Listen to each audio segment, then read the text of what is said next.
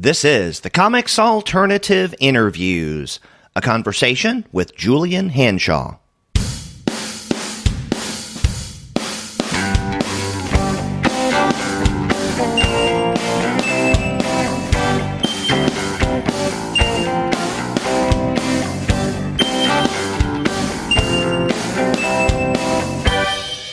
Welcome to another episode of the Comics Alternative Interviews.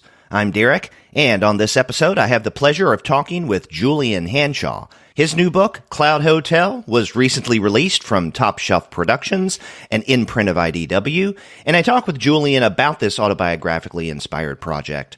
But before we get to that conversation, I want to let all of you know that this episode of the Comics Alternative Interviews is brought to you by the great folks at Discount Comic Book Service. Go to their website, dcbservice.com, for all of your comics pre-ordering needs. There, you're going to find all DC, Marvel, Image, and Dark Horse titles at 40% off of the cover price if you pre-order. For all of the other publishers, you'll find that those discounts are anywhere from 20 to 35% off the cover price. And every single month, you're going to find some unbelievable specials. Sometimes those specials could be as much as 45% off the cover price. Sometimes 50% off cover, but every now and again you can find discounts that are even more impressive than that. And if you go to DCB Service right now, you'll find incredible savings on a variety of comics. This includes the works from our guest today, Julian Hanshaw. You can get his recent Cloud Hotel at 35% off of the cover price, and you can find his award-winning graphic novel, Tim Ginger, at similar savings. You can also pre-order his upcoming work with Crent Able, I Feel Machine, at 30% off retail. Whatever kind of comic you enjoy reading, you always find unbeatable discounts at Discount Comic Book Service. Go to dcbservice.com for all of your comics pre-ordering needs. And after you do get your titles there, please be sure to send them an email and tell them that the two guys with PhDs sent you. Many U.S. readers were introduced to Julian Hanshaw through his book, Tim Ginger, released in 2015 from Top Shelf Productions. It's the story of a man in his later years coming to terms with the decisions he's made, including his choice to remain childless. As Julian tells me in this interview you're about to hear, this text was largely autobiographical in nature. And the same can be said of his new book, Cloud Hotel. The story was inspired by a UFO encounter he had as a young boy and the psychological effect such an experience had on him afterwards. As Julian discloses during our conversation, Cloud Hotel is the second of what will be a trilogy of autobiographical works, beginning with Tim Ginger. But we also discuss some of his earlier work that may not be familiar to American readers, such as The Art of Phoand and I'm Never Coming Back. Julian also tells us about his upcoming book from SelfMadeHero, I Feel Machine, a collection of 6 comic stories that he edited with Crent Able, all by different creators and all focusing on how technology has transformed the way we communicate and frame our culture. It was an insightful conversation that I had with Julian Hanshaw, and I want to share that with you now.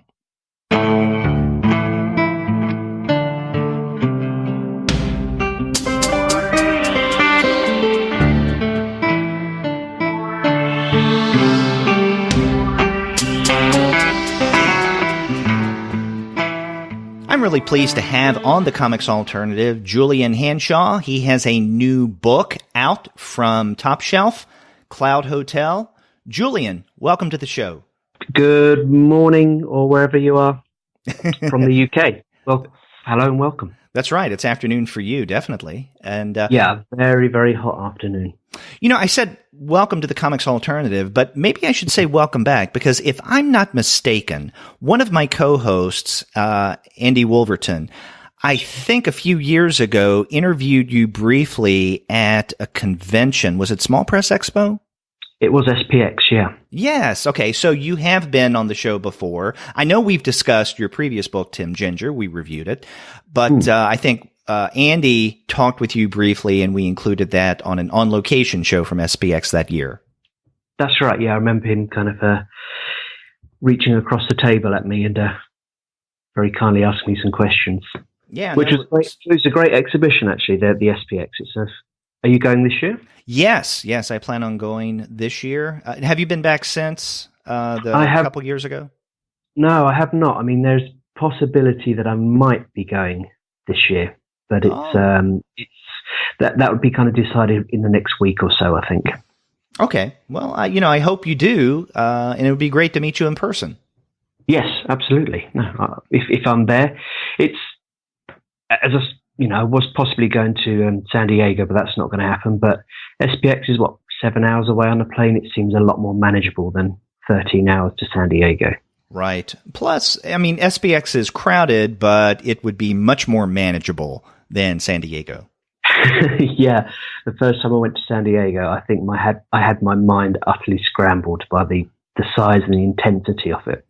Yeah. Also, it's called a comics convention, but I mean, when it really comes down to it, it's a pop culture convention. Comics are just a relatively small, it seems, component to the overall phenomena that is San Diego.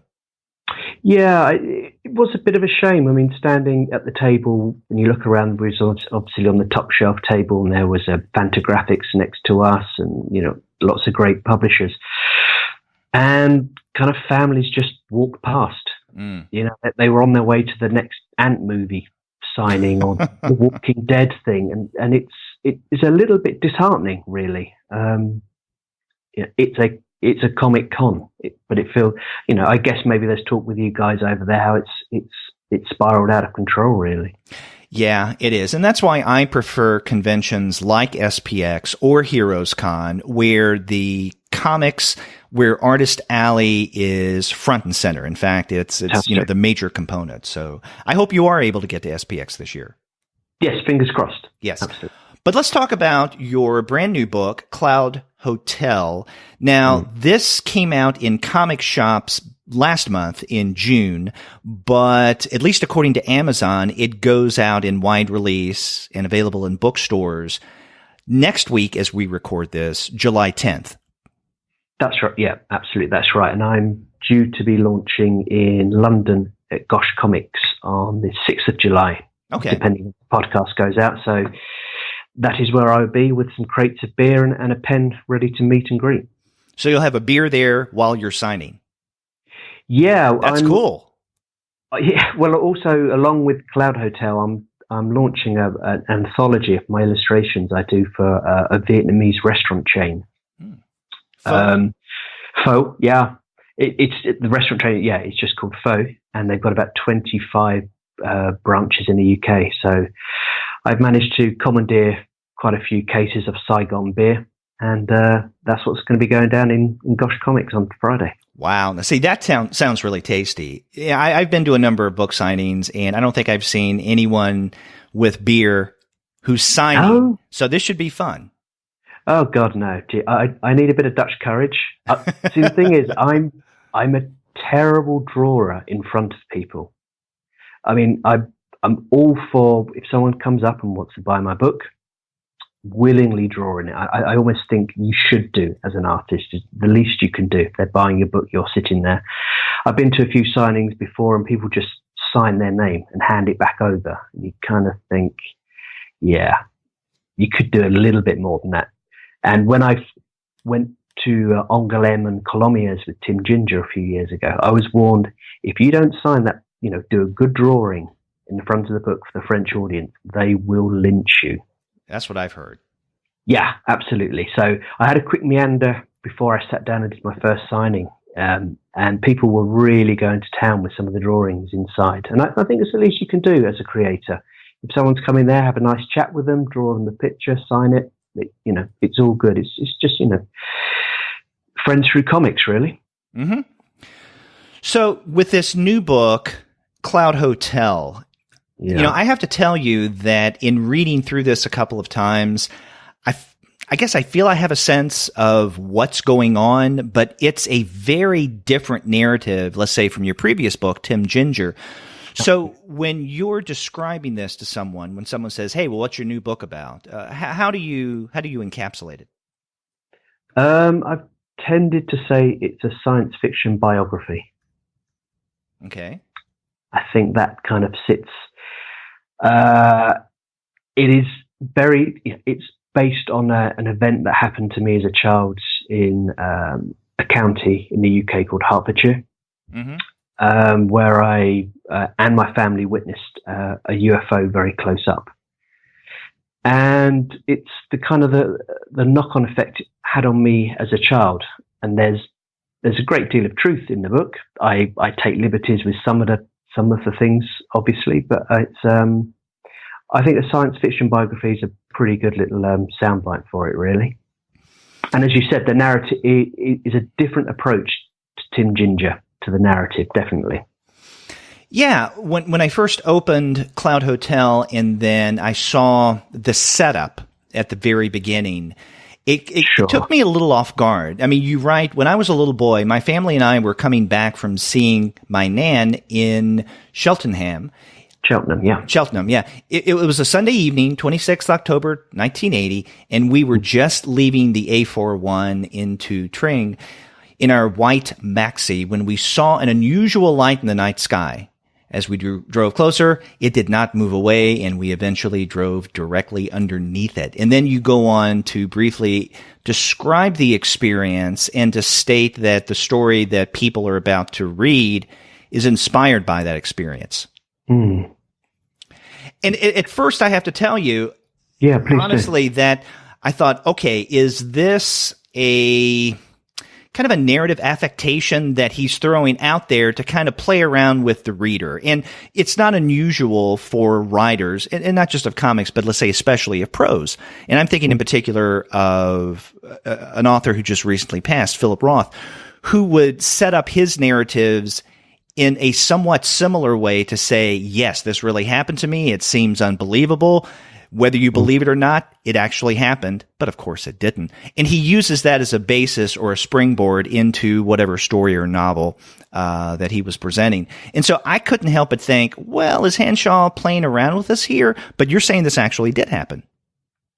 Yeah, absolutely. That kind of the inclusion of the passage that you've just read probably came when I was about halfway through, 3/4 of the way through the book. I felt it needed grounding. It needed a little bit of nailing down because it's quite a kaleidoscopic piece of work. Mm-hmm. And I just kind of figured I need to let people know that this actually happened. Otherwise, people would just think this is a bizarre, whimsical tale. I wanted to share the experience of this set a lot of things in motion for me as a child. And I think by being honest at the front of it, hopefully, that kind of opened the doorway. Even if you don't necessarily believe everything that I'm telling you, I want you to bear that in mind as you're reading it. So I'm interested how you kind of thought I was being a little bit impish at the start by kind of, by playing around. Yeah. In hearing what you said, that you were about halfway through with Cloud Motel or Hotel, when you thought about that context that you placed at the very beginning of the book, I can't help but think how the reception of your narrative, for me as a reader, may be different without knowing that this was inspired by a real life experience. So for instance, if I just start reading Cloud Hotel, I may think that this is, perhaps a surreal, science fiction-ish kind of story without even thinking at all about any autobiographical links. But with that introduction that you write, where you do establish that, actually this is based on an experience that I had growing up years ago in the early 1980s, then that gave it a different twist. And so it did influence the way that I read the story as I was going along. Okay, yeah. I mean, I think also, as I kind of mentioned when I was kind of evaluating the story and the narrative as I was going along, I was thinking about Tim Ginger, which was my previous book with Top Shelf, and that I put Tim Ginger is me, and it's all about myself as growing older. I'm childless by choice with my wife, and it looked at all those issues, but I dressed it up in a narrative. But the core person is me, and the ideas behind it are very, very close to me. So along came Cloud Hotel. Remco, the small boy within the piece, is me. I also then began thinking how this is going to play out, because I'm intending to do a third book with the Top Shelf, which rounds the two pieces off, basically.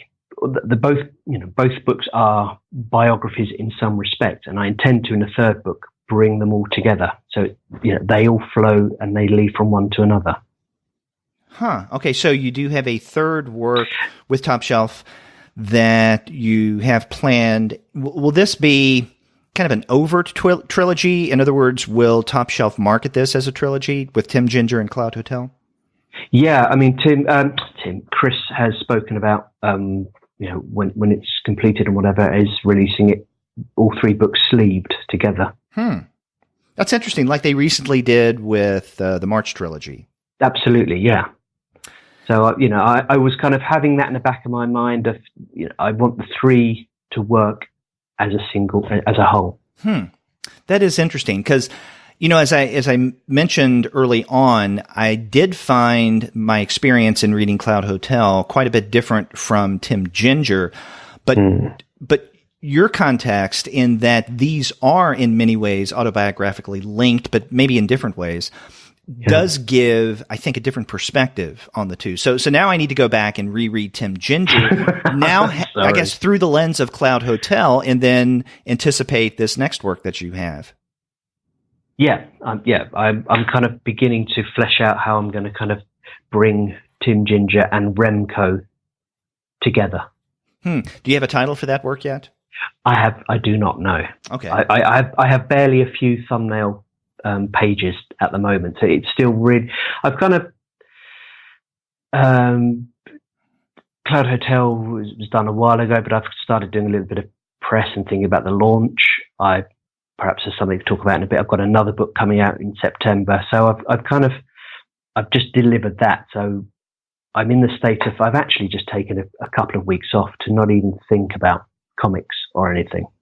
I just feel the need to kind of decompress and set the dials to naught again, and we'll kind of pick it up after the launch on Friday of Cloud Hotel. Then I will begin to focus on the next installment.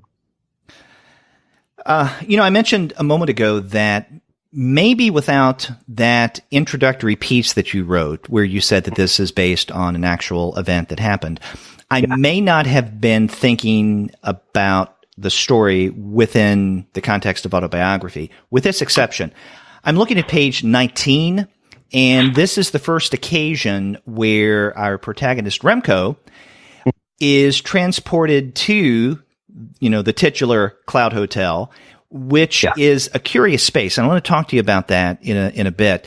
But he meets Emma and I think Philip at first. That's right. And they introduce themselves, and then he introduces himself, and he says at one point, this is that last panel on page 19, I'm Remco. And I was wondering, why does he stop? But then again, he almost mentions the name Julian. Yeah. Is that the only place in the narrative where your name is even hinted at? It is, yeah. Yeah, that's right at the start. I'm just looking at it now, page 19. Mm-hmm. Yeah, again, it's. I'm just trying to. I was at this point playing with the character, being aware of who I am, who he was.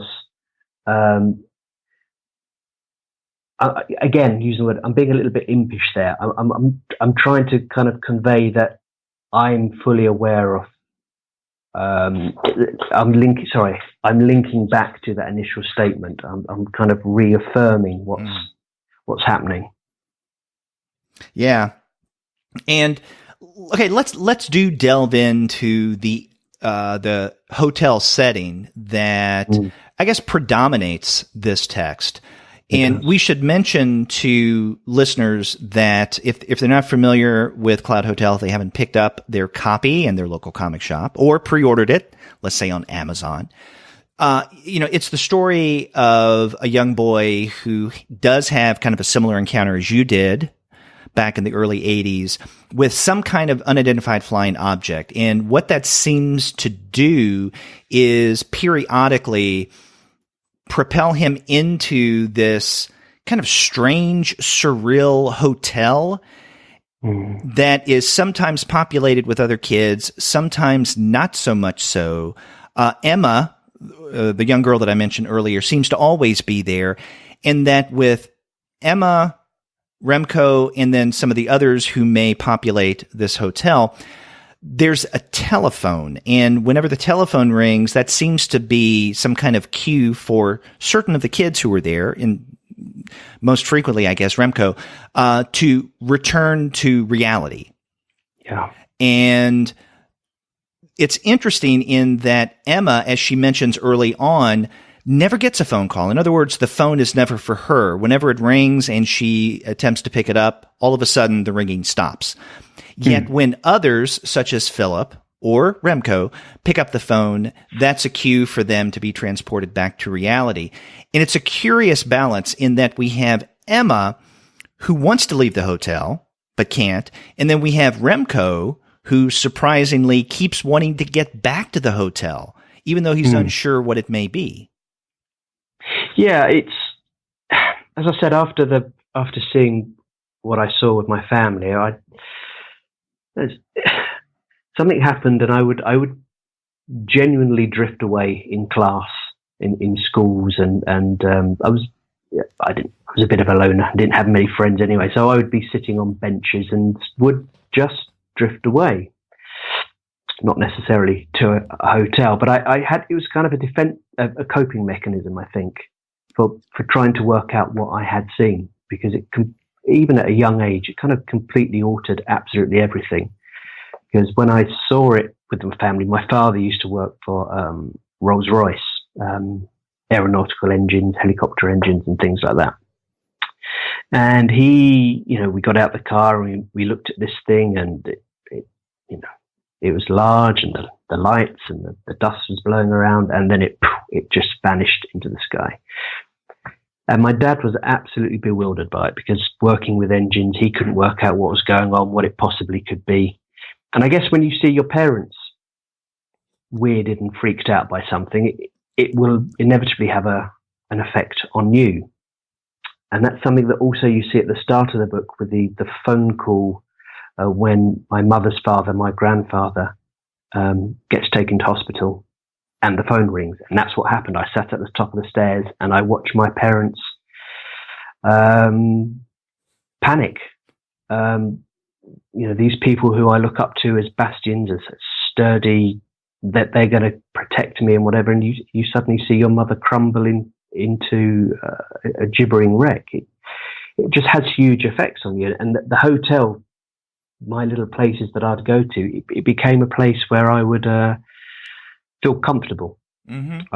I'd be running away from growing up, and this is a place where these kids go. Emma is now realizing that she actually does want to grow up. She wants to move on. She wants to answer that telephone. She wants to step through the door and get on with her life. Whereas myself or Remco in the piece is clinging on white-knuckled to his youth, not wanting to face growing up. It's interesting that you're associating the hotel with youth. I think that comes through in the narrative. I was primarily reading the hotel, maybe too much in a psychoanalytic way, as kind of a symbolic stand-in for the mind. And when you said it a second ago that after that experience that you had in 1980, you found yourself really kind of drifting off on a regular basis when you were in school, when you were doing other things. In other words, retreat into your mind. And I was thinking of this hotel as a space where kind of like Remco goes to retreat, just as he or you were getting lost in daydreams and thoughts, and that the various rooms, that the locations, that the levels are just different places in his mind where he can retreat to and then find comfort in and try to make sense of everything that's going on. And that's why he keeps wanting to come back, because it's his space and a place that he feels comfortable with.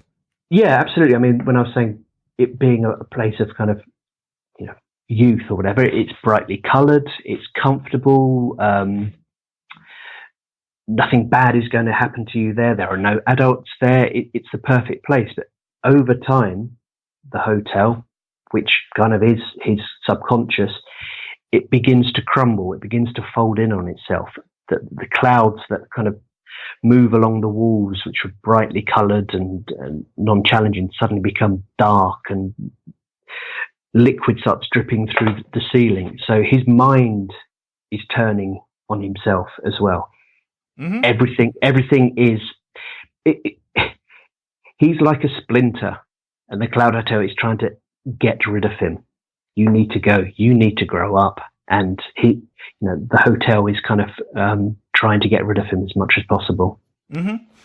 Yeah, and you mentioned when especially we get to the last part of the book where things begin to break down. I mean, there is a fluidity to this space, the Cloud Hotel, where things at times may not be as stable, where there is literally crumbling that is going on. And there's a kind of flowiness and unsteadiness to your setting.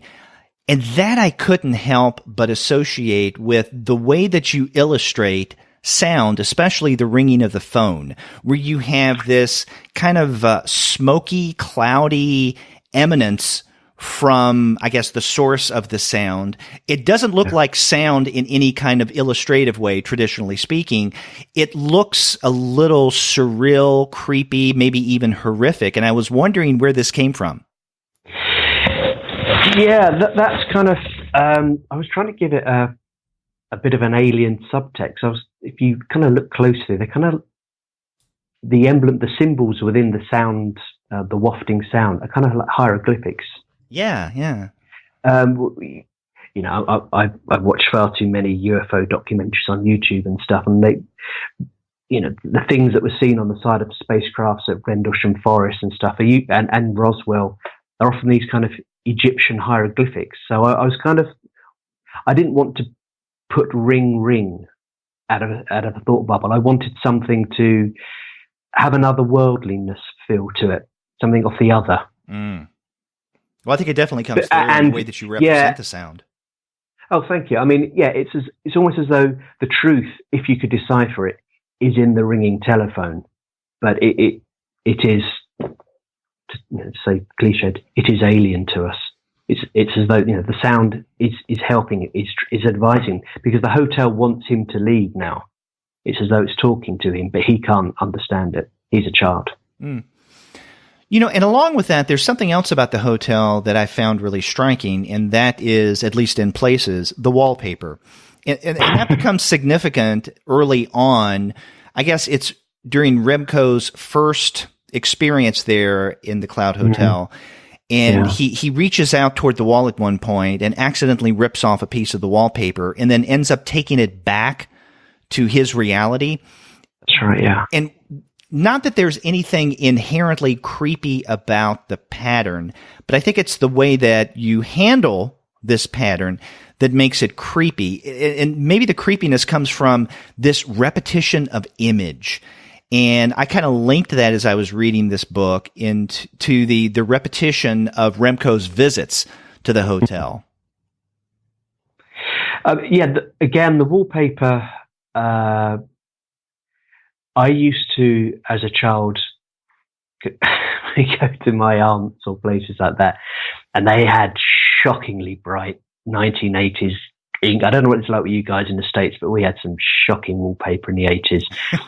And my aunt and my uncle hadn't probably redecorated from the late 60s, early 70s, so they're vulgar orange pieces of wallpaper.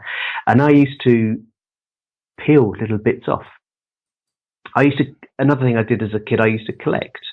So I would steal little pieces of wallpaper and things from people's houses.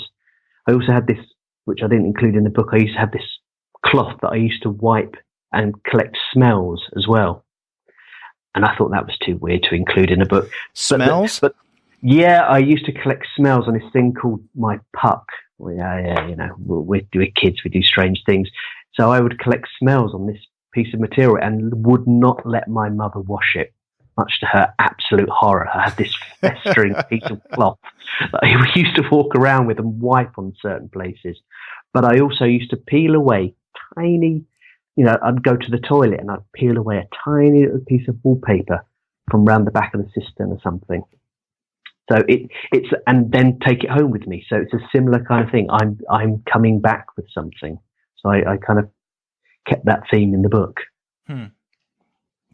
Another thing that I found striking about your art and the way that it represented this kind of strange reality between, let's say, the regular life that Remco leads and then what he experiences there in the hotel are some of the shifts in illustrative styles that we see in a couple of places in the book. And I'm thinking in particular of, this is about 55, 56 pages in, when Remco is exploring the hotel on one of his visits, and he wanders into the library. And what he discovers is a series of books, volumes, each of which has the name of someone at the hotel. So it's either him or Emma. And as he's looking through these books, it's like they are illustrative memoirs or biographies in some ways of, if it's his book or his name on it, the life that he's lived, and then the life and maybe the thoughts that Emma is experiencing as well. And so there's a slightly different kind of art style. But I also see the same thing toward the end of the book when we get to, I think it's about 158, page 158. And this is in, I guess we can call it the denouement of your story, and what happens when things literally kind of come crashing down. There is a shift in style where you're using kind of a more simple illustration or pencil style like you did earlier with those journals, biographies. But you also shift to what seems to be brighter, more primary colors in what's going on with Remco and what he says to others, like, for instance, whom I'm assuming is his grandfather. That's right, yeah. In this section. So tell me a little bit about your uses of this different art style, illustration or penciling style, and color in these sections. Yeah, well, with the latter one you spoke about, when it goes a little bit kind of, I guess, a little bit kind of psychedelic in its colouring. Really just set about to juxtapose for the previous pages. They're quite dark and complex panels. Obviously, the hotel at this point is rejecting Remco thoroughly now and wanting to expel him. And very well, I wanted you to flip the page and be in another world, in another place, because here, I beg your pardon, he is between. He's stepped through the door, so he is between the Cloud Hotel and reality back at home. So I wanted it to be a style that sits between the two. That they're outlines. There's no facial features. There's no eyes. The colours are kind of zigging off the page a little bit. And I want it to be, I don't know if you found it hard to, what did you think of kind of the actual paneling itself? Did it scan well? Did it scan okay?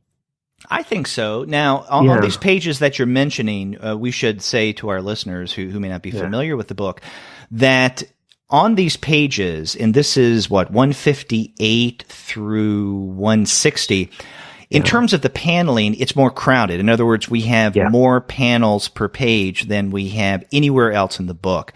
I didn't find that a problem at all. And in fact, what it tended to do was, in kind of an ironic way, kind of step up the tempo of what was going on in the story. And I say in a slightly ironic way, I'm like you in the way that you described this art, is that Remco here is kind of in an in-between place. And I saw these 3 pages with this illustrative style as kind of a limbo between the surreal Cloud Hotel world that he had just come from and his, if we want to call it this, the more realistic life that he lives back on Earth. So this in-between space, it seems to come to a head in a way that is slightly ramped up by an increased number of panels. That's how I read it. Yes. Yeah. At one point, his grandfather kind of describes it as though two trains passing each other. Ah, yes, that's right. Yeah, I forgot about That's how I kind of felt it. That feeling you have when two trains, you're sitting on one, the other passes you. There's a kinetic energy going on there, and that's how Remco's going one way, and he's seeing his grandfather. So I'm really glad you kind of felt that it buzzed along quite quickly, because when he says, I think, you know how if you pass someone on a train going the other way, you see each other for a second. Mm-hmm. That's how I wanted it to kind of be. Is that moment, fleeting as it was, bright, odd, gone, mm-hmm. and then he lands back in a kind of rudimentary public swimming bath. Mm-hmm. So he literally has come crashing back down to earth and back to normality, with a load of people standing over him, just kind of shaking their heads, wondering why he'd thrown himself off the high diving board. Mm. Now, not only is this story inspired by that event that you experienced back in 1980, where you saw an unidentified flying object, but mm-hmm. I'm assuming that around this time, or maybe shortly after, you did have this experience with your own maternal grandfather, that he was ill and about to pass. Yeah, absolutely. As kind of played out in the front of the book, sat at the top of the stairs, as I said earlier, and I guess I'm 46 now.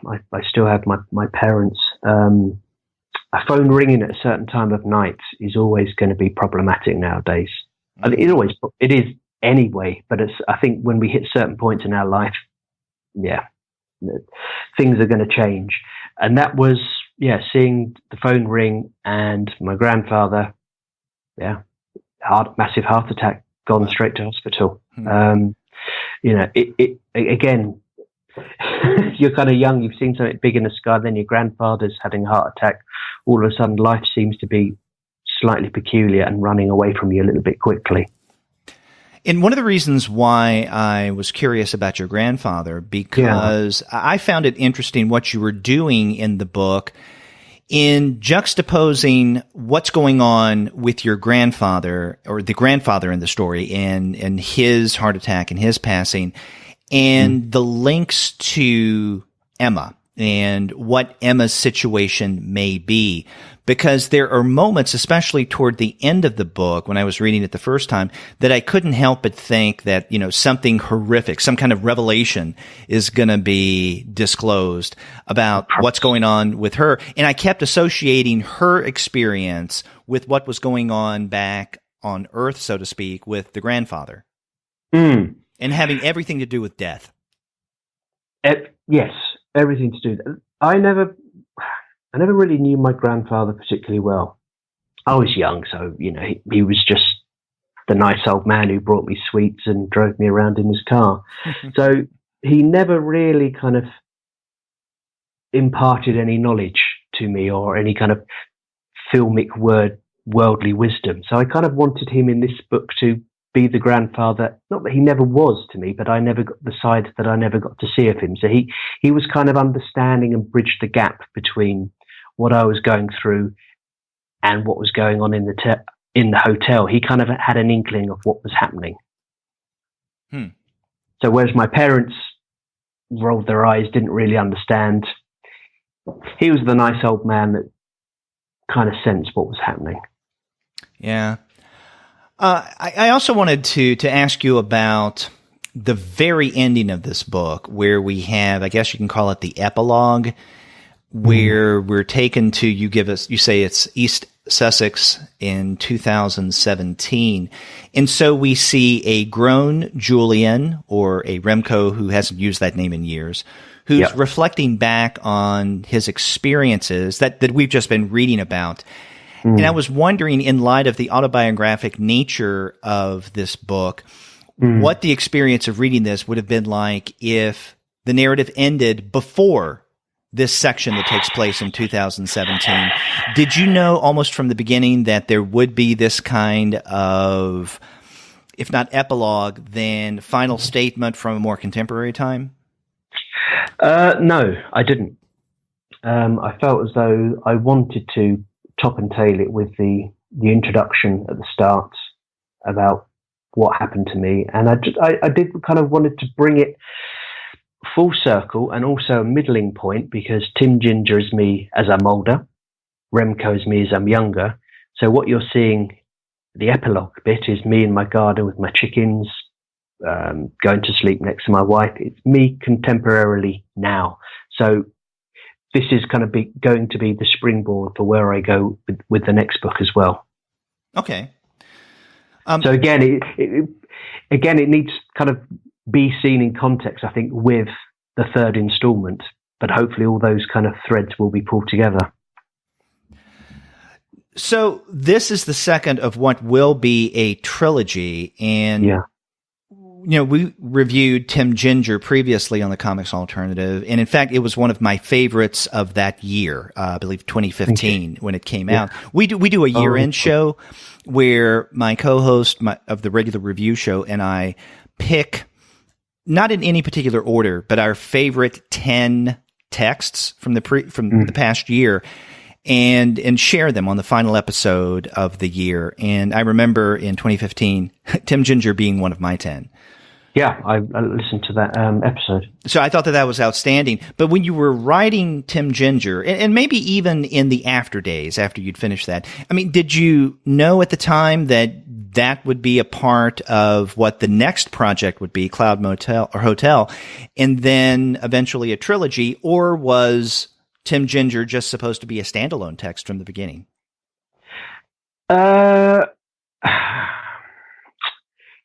I always had an eye on doing something like a trilogy, a triptych. Mm-hmm. But I never I didn't approach Chris at Top Shelf with that idea. So Tim Ginger was designed to stand by itself. If Chris didn't throw me to the lions or bounce me out of the Top Shelf stable, then I could put my other ideas into practice. But initially I wanted it to be as, if this is the one shot I'm getting with Top Shelf, that's where it stands. It's a standalone book. But there are elements within it which can be pulled and played with if I get the opportunity to continue this trilogy. Because there'd been no point kind of designing a book with a load of unanswered questions and then say, well, I had the idea for a trilogy, but it was kiboshed, and so you've got this rather odd opening which goes nowhere. Well, getting back to Tim Ginger and Top Shelf, what brought you to Chris Steros's attention, or to Top Shelf? Because I have to tell you that I was not aware of your work before Tim Ginger, and I know you had previous books, Art of Foe, I'm Never Coming Back. But I have not read those. I'm not aware of those. But it was your publication in Top Shelf in 2015 that brought you to my attention. So what brought you to Top Shelf? Well, the two books you mentioned, The Art of Foe and I'm Never Coming Back, they were with Jonathan Cape, which is part of Random House. Yeah, big publisher. Huge publisher. And so I'd won an award over here, called the Observer Comica Award in 2008, which Random House are kind of Jonathan Cape are associated with. So I kind of got a foot in the door. I pitched a number of ideas to them, and eventually they went for The Art of Foe. But yeah, walking into Random House is a terrifying experience, especially when you kind of the posters off. You mentioned Philip Roth earlier. He's with Random House, and you just think, yeah, they're going to rumble me sooner or later. I don't know what I'm doing here. So The Art of Foe went down very well. It was made into a short animation, which won a number of awards. The Art of Foe, it was a travelogue of my time in Vietnam, using a kind of a strange blue avatar as opposed to myself. And the second book, I'm Never Coming Back, which I'm deeply proud of, which is a load of short stories which all mixed together in the book. They reference each other as they go through. Unfortunately, with Cape and Random House, they had a change of personnel, and it kind of just fell through the cracks, really. Nearly 2 years' work, just nothing. It was literally thrown into the void, and I got nothing coming back from that. And I became really disillusioned at the end of that. And I loved what Top Shelf had been doing with Nate and Jeff's stuff. And I just reached out to Chris. I initially reached out with the Art of Phoe to see if he'd be interested in, having the American rights. And he said, nah, not really for us. Thank you for contacting us and keep in touch. And then when I felt the time was right, I reached back out with the initial idea for Tim Ginger to him. You mentioned Nate Powell and Jeff Lemire, a couple of other Top Shelf creators. Do you find a kinship with the kind of work that they do? I do. They are breathing completely different air to that I breathe. But I thought Jeff's Deep Sea Welder. Is that Deep Sea Welder? Is that the correct? Underwater Welder. Underwater. Yeah. Sorry. Yeah. I really loved that, and that didn't have, I wouldn't say had an influence on Cloud Hotel, but it had a kind of an effect. Other books, what's the gentleman? Tony Sanderville as well. Those kind of books that were kind of dealing with growing up, feeling slightly at odds with the world, but also having kind of flights of fantasy as well. So the Jeffs really, and I guess Swallow Me Whole in some respects, had that kind of feel as well, but I would say darker than Cloud Hotels. Do you feel, and I guess that for, let's say, non-UK readers of your work, they read Tim Ginger, now Cloud Hotel, and they say, hey, I want to find out more about this Julian Hanshaw. It's possible for them to get copies, maybe used copies of your Jonathan Cape books, Art of Phoe and I'm Never Coming Back. But it would be nice if we had, I guess, new editions of those. Do you feel now with your first two books with Top Shelf that perhaps Chris may be a little more amenable to coming out with new editions of your earlier work? I'm going to say no. I think. Have you seen The Art of Phoe at all? No, in fact, that's why I want new editions. Yeah, it's an odd book. It's a really odd book. It's each page is. We spoke earlier on about how we'd go from the Cloud Hotel, and you flip the page, and then you're in this kind of sparse, bright, in between world. Well, in each page of The Art of Phoe, every page is utterly different. It was designed as a travel journal, and I've used a kind of a montage approach. So things are stuck in it. Some pages are a splash page, others are 20 panels, others are this strange, odd drawing. Every page you look at is utterly different. I just don't see it sitting within Top Shelf, unfortunately. What about the story collection, I'm Never Coming Back? Yeah, that could be. As I said, I'm immensely proud of that. And there's some lovely stories. There's one based in Tucson, because I've spent a lot of time out in Tucson. Some American kind of references there. I think that could work. And you know what, Derek, I'm gonna email him later. And if it all goes horribly wrong, I know who to blame. Yes, you can blame it on me. You can say, that one podcaster gave me this idea and it lodged in my head and I just couldn't get rid of it. Blame Derek. Yeah, that'll stand up in court. Thank you. Yes. Well, there's also the possibility of other publishers that could bring, let's say, the work of British creators to American soil. And I'm thinking in particular of SelfMadeHero. And we discuss quite a number of SelfMadeHero books on the Comics Alternative because they put out so many good things.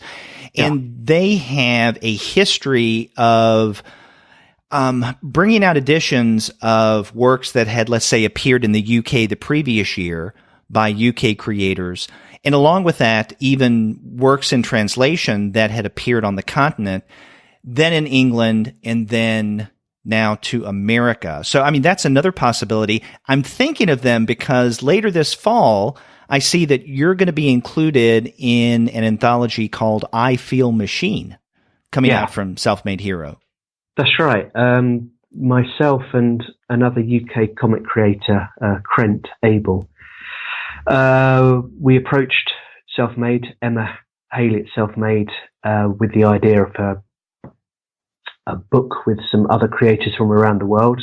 And thankfully she went for it, and we've got some really interesting creators on board. Got Box Brown, Sean Tan, Tilly Walden, and a fantastic artist from Sweden called Erik Svetov, who is a beautiful artist, stunning visuals that he does. And so we have delivered that piece, and we're getting ready to go with that. So the idea, as you mentioned, of perhaps going that route could work as well. Yeah. Yeah, and there's 6 of you, right, who contribute to I Feel Machine, the 6 that you mentioned.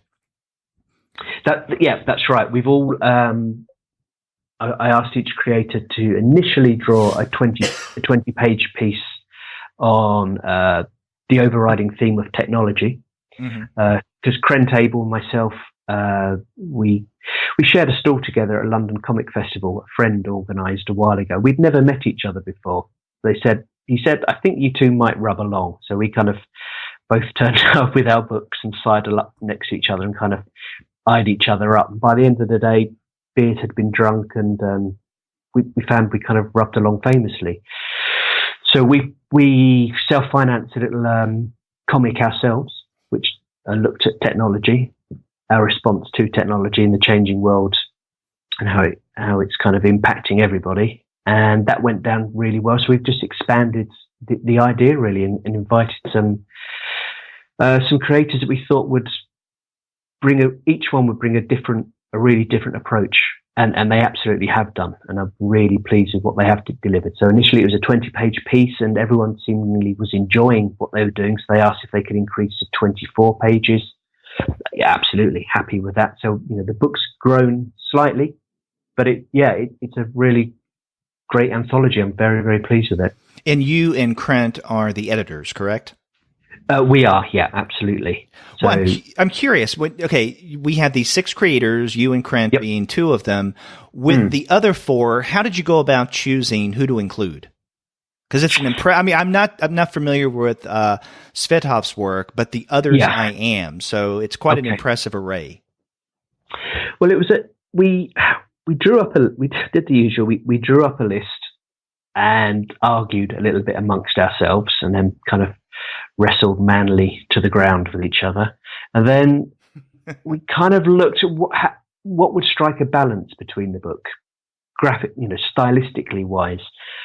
I had been lucky enough to know Sean Tan for a number of years. Going back to the Art of Faux, he offered up a quote for it, as someone had suggested that the stylistic approach, the montage approach that I'd taken with that book was a little bit like his Lost Thing book. Have you seen that, The Lost Thing? I haven't seen Lost Thing, no. Yeah. So, he uses a very kind of montage approach to that. So I thought, well, give it a go, reached out to him. And since 2009, we've kind of kept up a relationship and met when he's come over to London. So I kind of reached out to Sean, aware that he's very busy, but also I kind of challenged him to say, I want you to do something sequential. He said he hadn't done something like that for a long time. He tends to do more kind of splash page books now. So I said, no, I kind of want minimum 9 panels per page. And he took the challenge, and he's delivered a beautiful piece. Tilly is just such a beautiful drawer. She really, really is. And I think her kind of her approach to storytelling and where she's coming from personally, I thought would offer a really different approach to technology. Box, I first came across Box when he had a little pamphlet called The Survivalist, which I picked up in a comic shop in London years ago, which was kind of shoved under a counter. I've kind of followed him ever since. And then purely by chance, he had a book out with SelfMadeHero, Tetris. I think it was 2 years ago. Yeah. So obviously, Emma, who is in charge of SelfMade, had an in with Box and with Tilly as well. So I just kind of thought I might as well utilize these connections that we have. And so we were able to have an in with those two people. And Eric, I purely came across his work online and approached him cold, really. And I've not met the gentleman yet, but look forward to meeting him fairly soon. And this is going to be coming out in September? It is September, yeah. And this is, hopefully I will be coming out to SPX, so I'll be out there with Cloud Hotel and I Feel Machine, if all goes well. Oh, that'd be great. Yeah, because I'm aware that Box is at SPX for one, and Tilly isn't sure whether she'll be at XPX. So it'd be lovely, because of the disparate nature of 6 of us, 2 in the UK, 1 in Australia, Sweden, and 2 in America. It's going to be very hard to get us all under one roof at any given time. So if Tilly and Box are at XPX, it would be great to try and get over there. So, the signing would be more fun and people get more bang for their buck, really. Oh, that's right. You mentioned early on in our conversation that you were going to be at a signing pretty soon. I think the 6th that you mentioned. That's right, Derek, yeah. What other publicity and signings might you be doing for Cloud Hotel in the days and weeks to come? Yeah, so that'd be at Gosh Comics on the Friday between 6 and 7. And then Thought Bubble will be the next big one in Leeds, which is probably our equivalent of SPX. I think that would be fair to say. So yeah, I will be up there on a kind of a top shelf table with Dan Berry and James Album, who've had 2 books with Top Shelf recently. Mm-hmm. So I'll be up there sharing a table with them and also signing on the SelfMadeHero table with I Feel Machine. And then I intend to pack a box full of books, and I intend to go to Lambiek in Amsterdam and try some places in Berlin. I'm just going to email them and roll up. Huh. Yeah, I feel like I spent 2 years sitting behind a desk. I'm going to kind of point the car towards Europe because of Brexit, we're not allowed in Europe. So I'm going to get in there quickly and toddle around and sign some books in some European cities, hopefully. No, you mentioned Brexit. I mean, what's the mood across the pond given the reality of Brexit? I don't think people can quite believe it will actually happen. But it is clearly is going to happen. But the awful thing is I can understand why people voted for Brexit. And I knew people that did vote for Brexit. The idea of a centralised European government I think is actually personally slightly worrying. But what we've done in going about and the lies that were told to steer people into voting for Brexit was shocking, really. And I think the hard fall is going to happen fairly soon. I think, companies have already got an eye on the future, and there's kind of waves of, quite major companies pulling out, job losses. That I think is going to have a bit of turbulence for a good couple of years. But I think, it's the same with you guys and the Trump thing. There's, from what I can see over there, it sounds like you guys are just going at each other hard over there. You're in one camp or the other, and there's no in between, and people are just screaming in each other's faces. And that's kind of what we had over here for Brexit for a bit. To have an honest dialogue and be able to say, well, I think that bit's okay, and I also agree with that bit. There's no, you can't have a foot in both camps. It's either you're there or you're there, no in between. And I just think it does a huge disservice to dialogue, to politics, and to conversation. Yeah, it's not how do I put this? Not a proud time to be in America right now. Sure. And I say that as a citizen of the United States. As a proud citizen of the United States, there are parts of being here and experiencing what we're going through right now that leaves me with an incredibly yucky feeling. Sure. And in fact, I was just talking with Luke Healy the other day, interviewing him about his new book, Permanent Press. And actually, we got started on our interview by talking about the Trump phenomena. And because that also is something that he's in some ways kind of currently writing about. And I felt the need early on to apologize as an American for Trump. Right. Which is an odd stance to take, really. I completely understand why, but if somebody voted for Trump and I was sitting down and having a polite conversation with them, it is what it is. I'm just seeing from what I'm seeing on YouTube, it is just, especially on kind of university campuses and places within. Whereabouts are you based in America, if I can ask, Derek? I am in North Carolina, in Charlotte, North Carolina. Okay. There just seems to be a lot of stuff on the West Coast with freedom of speech and stuff, and it feels as though the apple cart has been kicked over, two fingers have been put up, and it feels out of control at the moment from this side of the pond, and it must feel really out of control, and you're in the middle of it. Yeah. Well, let me ask you, as an artist, given some of the political, social events that have occurred, and not just in the U.S., but also in the UK, especially with Brexit, I mean, do you feel the need as an artist to work contemporary cultural politics into your comics in one form or another, or do you consciously resist that urge? I consciously resist that urge. I'll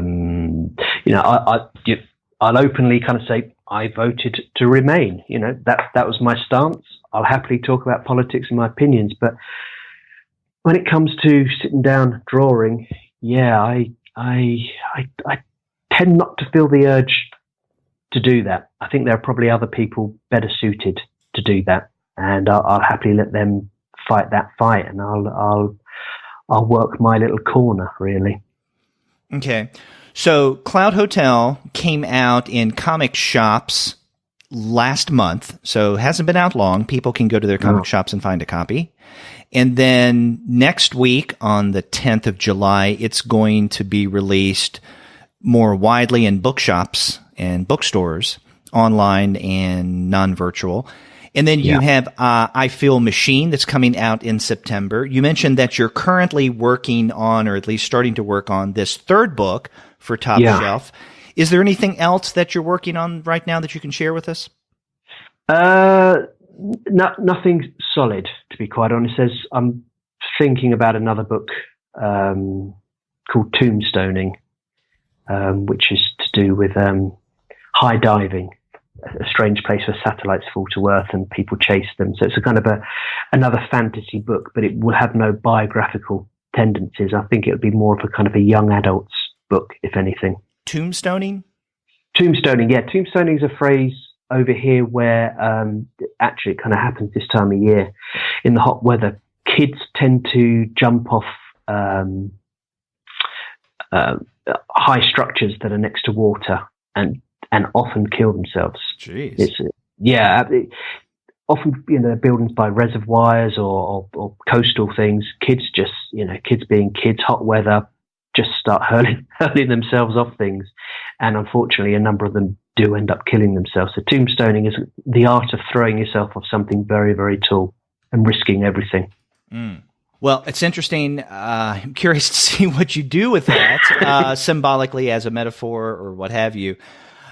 Julian, I want to thank you for taking the time and come on the Comics Alternative for a more sustained interview, something much more than we had you on for a few years ago at SPX. And I wish you the best of luck in your signings and your travels, putting out the word on Cloud Hotel. And I hope to see you at SPX in a few months. I really do as well. It'd be lovely to sit down and have a cold one with you. Yes, it would.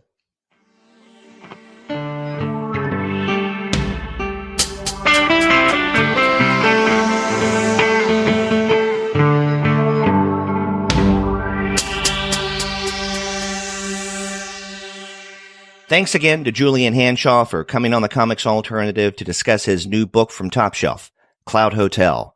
If you're not familiar with his work, then I strongly suggest that you seek it out.